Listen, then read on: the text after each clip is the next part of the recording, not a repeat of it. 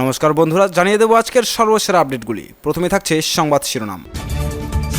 জামায়াত নেতার মৃত্যু রাজনৈতিকভাবে টেনে না নেওয়ার অনুরোধ বিএনপির। আমরা এখন ক্ষমতার দ্বারপ্রান্তে পৌঁছেছি, আরও যা বললেন জামায়াত নেতা। নির্বাচনের সময় নিয়ে সরকার যে সিদ্ধান্ত নিয়েছে তা অপরিণামদর্শী বললেন রাশেদ খান। কোন সুতার টানে ইউনূস সাহেব নির্বাচন নিয়ে টানাহেচড়া করছেন জানালো রিজভী। নির্বাচনই দেশের সবচেয়ে বড় সংস্কার, নবিউল্লাহ নবী। এতক্ষণ শুনছিলেন সংবাদ শিরোনাম, এখন হবে বিস্তারিত। জামায়াত নেতার মৃত্যু রাজনৈতিকভাবে টেনে না নেওয়ার অনুরোধ বিএনপির।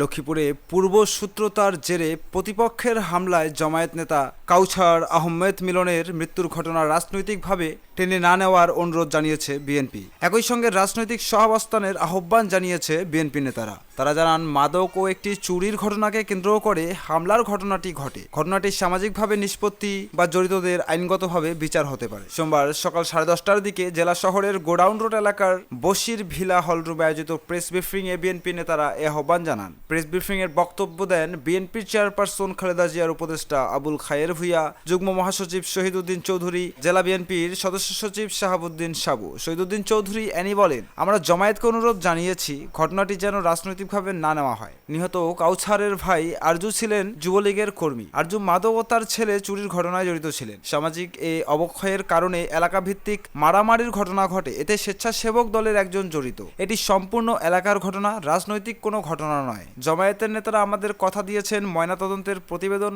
পাওয়া পর্যন্ত অপেক্ষা করবেন, অথবা 1 থেকে 2 জনের নাম উল্লেখ করে মামলা করবেন। কিন্তু তারা 12 জনের নাম উল্লেখ করে মামলা করেছেন। তারা কথা দিয়ে কথা রাখেননি। প্রাথমিক সুরতহাল অনুযায়ী মৃত্যুটি স্বাভাবিক ছিল উল্লেখ করে তিনি আরো বলেন, ময়নাতদন্তের প্রতিবেদন এলে সত্য ঘটনা জানা যাবে। স্বাভাবিক মৃত্যুকে একটি অস্বাভাবিক পর্যায়ে নিয়ে রাজনৈতিক পক্ষ বিপক্ষে নিয়ে আমাদের শান্তিপূর্ণ এলাকাকে নষ্ট করার সুযোগ আমরা দিতে চাই না। এটাই দায় দায়িত্ব উনাদেরকে বহন করতে হবে। যেহেতু উনারা কথা দিয়ে কথা রাখেননি, উনারা যেহেতু প্রকৃত ঘটনা থেকে সরে আসছে একটি অস্বাভাবিক পরিস্থিতি তৈরি করার জন্য এলোপাতারি আমাদের নেতাকর্মীদের মামলা দিয়ে এলাকায় এমন একটি পরিস্থিতি সৃষ্টি করছে, এটি যে কোনো সময় একটি খারাপ পরিস্থিতির দিকে যেতে পারে। ঘটনাটি ময়নাতদন্তের প্রতিবেদন আসা পর্যন্ত ও তদন্তের পর সামাজিকভাবে নিষ্পত্তি অথবা আইনগতভাবে বিচার হতে পারে। বিএনপির এ নেতা বলেন, ঘটনাটি কোনোভাবেই রাজনৈতিক ঘটনার দিকে নেবেন না, কারণ রাজনৈতিক ঘটনার দিকে নিতে গেলে সমাজের মধ্যে হানাহানি বেড়ে যাবে, একটি রাজনৈতিক অস্থিরতা দেখা দেবে। এ সময় উপস্থিত ছিলেন জেলা বিএনপির সদস্য হাফিজুর রহমান, নিজামুদ্দিন ভূঁইয়া, সদর উপজেলা বিএনপির আহ্বায়ক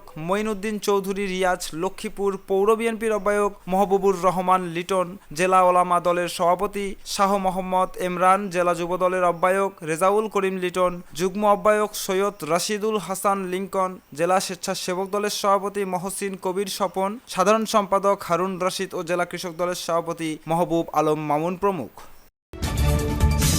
আমরা এখন ক্ষমতার দ্বারপ্রান্তে পৌঁছেছি, আরও যা বললেন জামায়াত নেতা।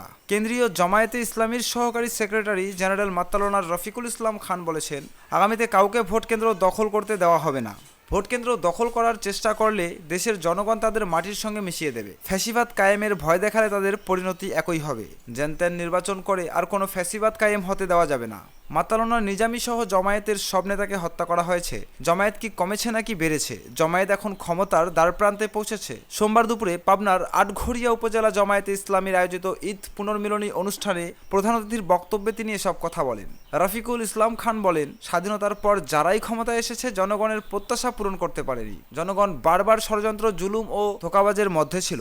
অনেকেই মনে করেছেন আমাদের প্রতিবেশী দেশের সহযোগিতা ছাড়া দেশ চালাতে পারবে না। আমি এটা বিশ্বাস করি না। দেশে ফ্যাসিবাদ কায়েম হয়েছিল, রক্ত দিয়ে সেটা শেষ করেছে। ফ্যাসিবাদের নায়িকা হাসিনা পালিয়ে গেছে, দেশের গণতন্ত্র গলা টিপে হত্যা করেছে। মিথ্যা ট্রাইব্যুনাল গঠন করে বিচারের নামে প্রহসন উল্লেখ করে তিনি বলেন, বিচার প্রক্রিয়ার সঙ্গে জড়িত সবাইকে আইনের আওতায় আনতে হবে। খুনিদের কোনো ক্ষমা নেই, হত্যায় জড়িত কারো কোনো ক্ষমা নেই। জুলাই গণহত্যার বিচার দৃশ্যমান হয়েছে, শুধু হাসিনার বিচার করলে হবে না, যারা হত্যায় জড়িত সবাইকে বিচারের আওতায় আনতে হবে। উত্তরবঙ্গের এক কৃতি সন্তান বলেন, সরকার ইতিমধ্যে জাতীয় নির্বাচনের ঘোষণা দিয়েছে। অনেকের 2 মাস নির্বাচন দেরি করার সহ্য হচ্ছে না। তারা তো 16 বছর কিছুই করতে পারেনি, তারা কোনো ঈদও শেষ করতে পারেনি।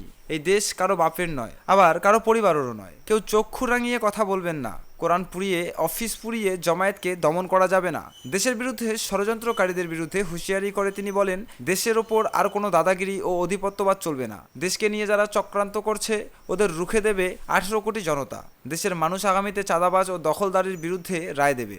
আটঘরিয়া উপজেলা জমায়েতের আমির মাত্তালনা মোহাম্মদ নাকিবুল্লাহর সভাপতিত্বে ও সেক্রেটারি আব্দুল আলিম মাসুদের সঞ্চালনায় বিশেষ অতিথি ছিলেন পাবনা জেলা জমায়েতের আমির অধ্যাপক আবু তালেব মণ্ডল, কেন্দ্রীয় মানব সম্পদ বিভাগের সদস্য অধ্যাপক নজরুল ইসলাম খান, পাবনা জেলা জমায়েত নায়েব আমির মাত্তালনা জাহুরুল ইসলাম খান, শিবিরের সাবেক কেন্দ্রীয় সভাপতি ইঞ্জিনিয়ার সিরাজুল ইসলাম, পাবনা জেলা জমায়েতের সেক্রেটারি অধ্যাপক আব্দুল গফফর খান, সহকারী সেক্রেটারি আবু সালেহ মোহাম্মদ আবদুল্লাহ। নির্বাচনের সময় নিয়ে সরকার যে সিদ্ধান্ত নিয়েছে তা অপরিণামদর্শী, জানালো রাশেদ খান। গণ অধিকার পরিষদের সাধারণ সম্পাদক রাশেদ খান বলেছেন, আবহাওয়াগত কারণে প্রধান উপদেষ্টা ঘোষিত ডিসেম্বর ও জুনের রোড ম্যাপের মধ্যে অধিকাংশ দল ডিসেম্বরের মধ্যে নির্বাচন চেয়েছে। জামায়াত সহ আরও কয়েকটি দল রমজানের আগে চেয়েছে। বাস্তবতার নিরিখে সরকার দলগুলোর প্রত্যাশা অনুযায়ী একটা ভারসাম্যপূর্ণ সিদ্ধান্ত নিতে পারত, কিন্তু সরকার যে সিদ্ধান্ত নিয়েছে তা অপরিণামদর্শী। সোমবার দুপুরে ফেসবুকে এক পোস্টে তিনি এমন মন্তব্য করেন। পোস্টে তিনি লিখেছেন, এপ্রিল মাস প্রচণ্ড গরমের মাস।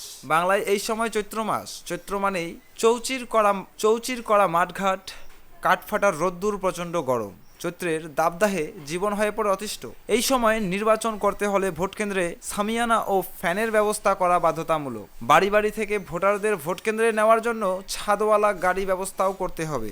অন্যথায় প্রচণ্ড রোদের মধ্যে ভোটারদের ভোটকেন্দ্রে যাওয়া ও লাইনে দাঁড়িয়ে থেকে ভোট দেওয়া আগ্রহ থাকবে না। একই সাথে এই আবহাওয়ার মধ্যে প্রার্থীদের পক্ষে প্রচারণা ও গণসংযোগ কঠিন।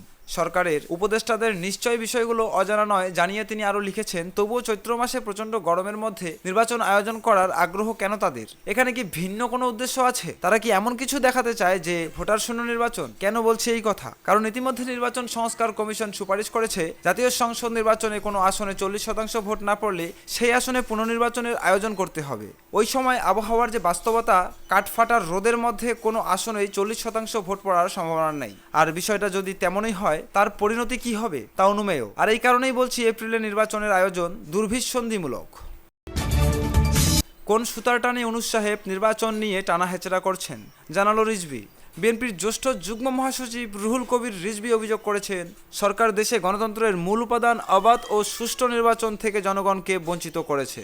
গতকাল রবিবার দুপুরে রাজধানীতে জাতীয়তাবাদী ভ্যান শ্রমিক ও রিকশা শ্রমিক দলের উদ্যোগে ঈদের খাবার বিতরণকালে তিনি এসব কথা বলেন। তিনি বলেন, নির্বাচন গণতন্ত্রের প্রধান ভিত্তি, কিন্তু আজ সেই নির্বাচন নিয়েই টানাপোড়েন চলছে। কেন চলছে, কার টানে চলছে, এ প্রশ্ন এখন সাধারণ মানুষের মনে। রুহুল কবির রিজভী বলেন, গণতন্ত্রের একটি প্রধান মাধ্যম হচ্ছে নির্বাচন। আমি আমার বন্ধুর সঙ্গে দ্বিমত পোষণ করতেই পারি, তবে অধিকাংশ মানুষ যাদের সমর্থন করবে, ভোট দেবে, তারাই বিজয়ী হবে। এটাই নির্বাচন। এজন্য আন্দোলন সংগ্রাম করতে হয়েছে। এটি বলতে গিয়ে আমাদের নেতাকর্মীরা গুমের শিকার হয়েছে, কারণ তারা গণতন্ত্র চেয়েছিল, অবাধ সুষ্ঠু নির্বাচন আর কথা বলার স্বাধীনতা চেয়েছিল। এই চাওয়াটুকুই ছিল তাদের অপরাধ। শেখ হাসিনা তাদের গুম করেছিল, কত যুবককে বিচারের বহির্ভূত হত্যা করেছে, কারো লাশ নদীর ধারে, খালের ধারে ফেলে দিয়েছে, মিথ্যা মামলা দিয়ে বছরের পর বছর কারাগারে রেখেছে। এই সব কিছুর মূলে ছিল গণতন্ত্র, আর গণতন্ত্রের মূল উপাদান হচ্ছে অবাধ সুষ্ঠু নির্বাচন। কিন্তু বাংলাদেশে গণতন্ত্রের খুব দুর্ভাগ্য, গণতন্ত্র নিজেই এক দুর্ভাগ্যের মধ্যে পড়েছে। এখনো সব গড়িমসি যেন অবাধ সুষ্ঠু নির্বাচন নিয়ে। বিএনপির এ নেতা আরও বলেন, আন্দোলনে যারা গুম খুন হয়েছেন তাদের সমর্থন কিন্তু ডক্টর ইউনূস পেয়েছেন, কিন্তু কোন সুতার টানে, কার পরামর্শে তিনি নির্বাচন নিয়ে টানা হেচড়া করছেন? নির্বাচন নিয়ে কেন এই টানাপোড়েন তৈরি করেছেন? এই পরিস্থিতি তো হওয়ার কথা নয়। আমরা সব না বুঝলেও এটি বুঝি। রুহুল কবির রিজভী বলেন, জাপানে গিয়ে তিনি বলে দিলেন, একটি দল ছাড়া কেউ নির্বাচন চায় না, কিন্তু সেই একটি দলের আয়তন কত, প্রশস্ত কতটুকু তা কিন্তু তিনি জানেন না। অবশ্যই জানেন ওই দলটির জনসমর্থন কতটুকু। তার মতো দায়িত্বশীল কি করে এসব কথা বলেন? এরপরও দেখেন কত রাজনৈতিক দল ডিসেম্বরে নির্বাচন চাইছে।